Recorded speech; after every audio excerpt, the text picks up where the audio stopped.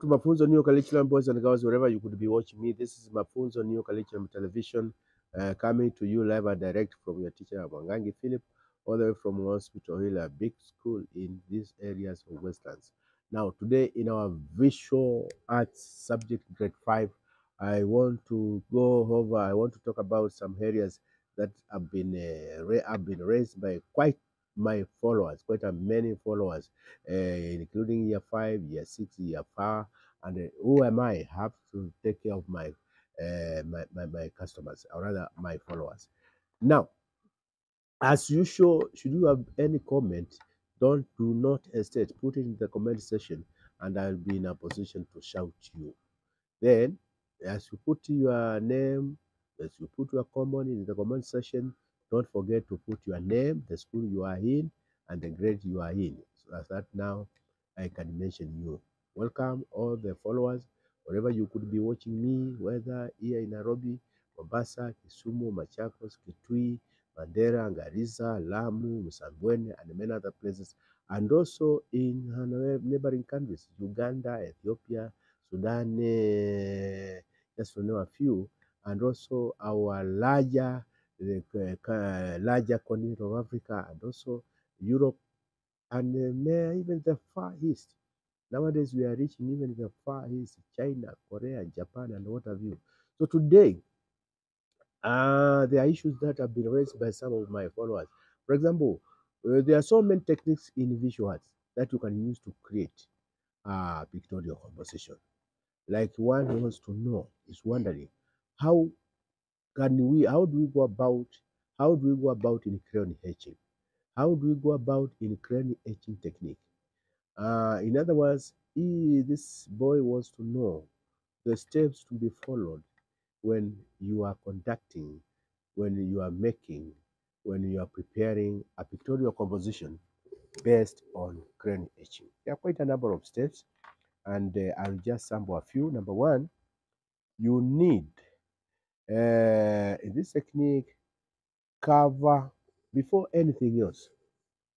It is very advisable, and it is not only crayon etching. Any other technique you are doing, you could be working at home. You could be working in your college, in your school, and what have you, in your class. It is very important you use newspapers and then cover the working surface.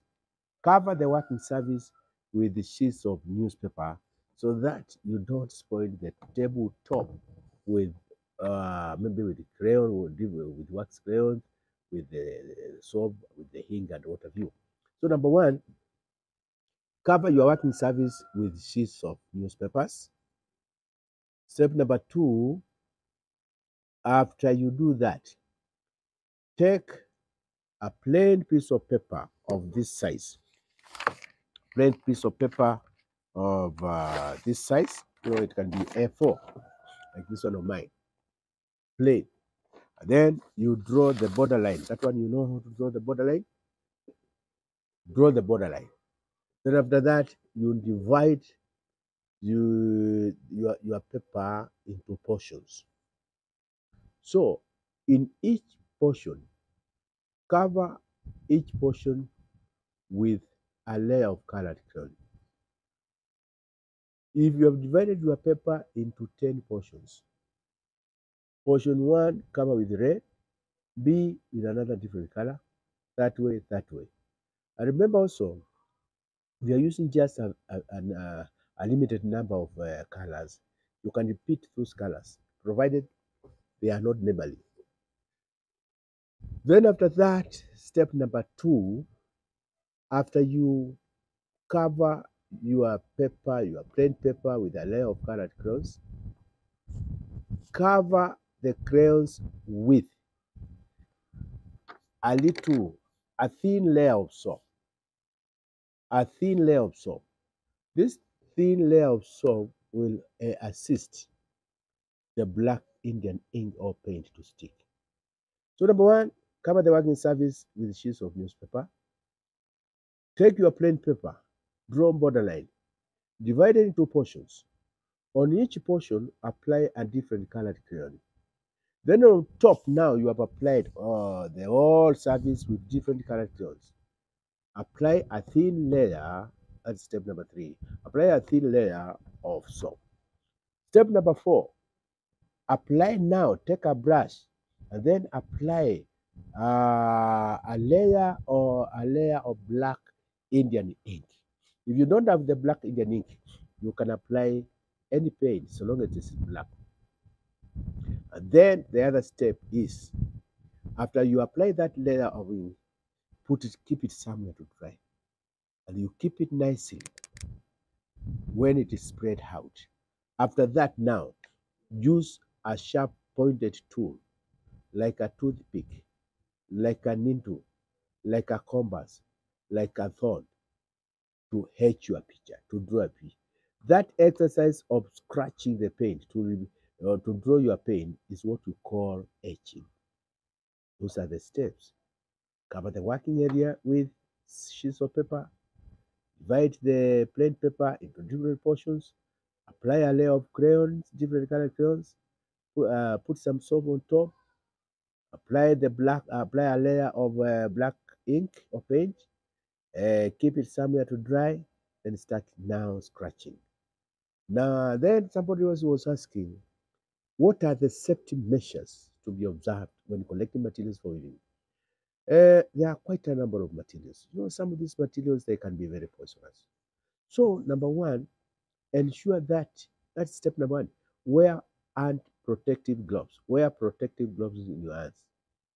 Number two, be careful with sharp tools. You can cause yourself an injury. And when you are giving, let's say you are working as a group as a group outside somewhere in the open, ensure that if you are giving a sharp blade, a sharp knife to your colleague, give it hand or fast because you'll be more careful. And then remember also, be careful when splitting some of these materials like sisal. Remember sisal, the liquid from sisal is very rich. So it is very, very important you cover your body well. You know, you cover your neck, you cover even the hands well, so that if the water happens to touch any part of your body, it can be very itchy. So be careful when splitting sisal with sharp objects, and also cover your body to prevent itching. And once you have finished the exercise, always wash hands after the exercise. If somebody else wants to know characteristics of mosaic. A mosaic is a technique of picture making where you use only one type of material. So some of the characteristics are number one is that a mosaic is meant, or strictly, a mosaic is meant of only one type of material. Number two, the materials in mosaic they should be stuck on a flat surface. And then the spaces in between, that's number three, the spaces in between stacked materials should create a design or a pattern. The spaces in between the stacked materials, they should create a design or a pattern. And lastly, small regular or irregular papers are used. In mosaic, we use small regular and irregular papers. Let's go now to tie and dye. Tie and dye is a technique of fabric decoration. It is very simple. You tie and you dye. Dye is a color band. So there are quite a number of steps. For example, step number one, you need to prepare your fabric material, the cloth, the material that you want to decorate. Number one, you have to wash it so that you can open the holes. That's number one. Wash the fabric material. And then step number two, tie your cloth material either round objects or depending on the kind of design or pattern you want.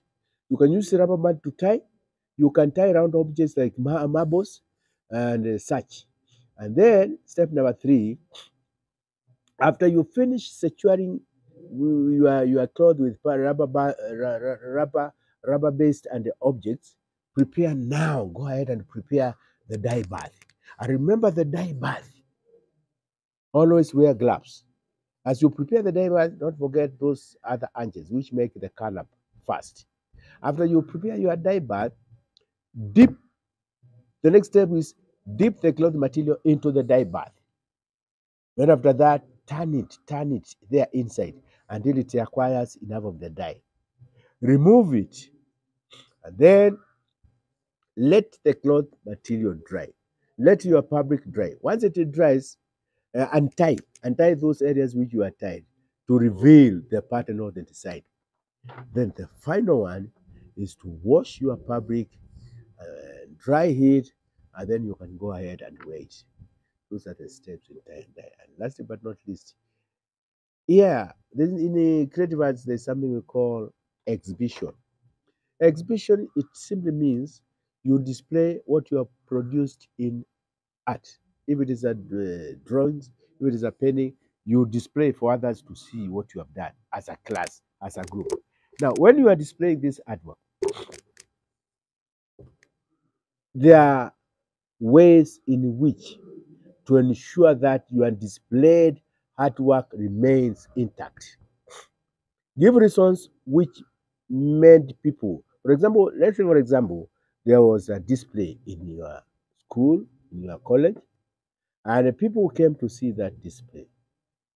What can make people, what are some of the reasons which make people like exhibition, like work displayed in a certain situation, wherever they are displayed? There are so many reasons which can make people like.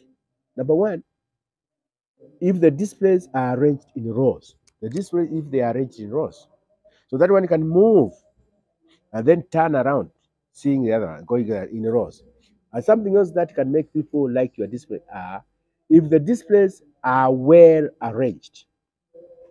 And number three, if the displays are well labeled.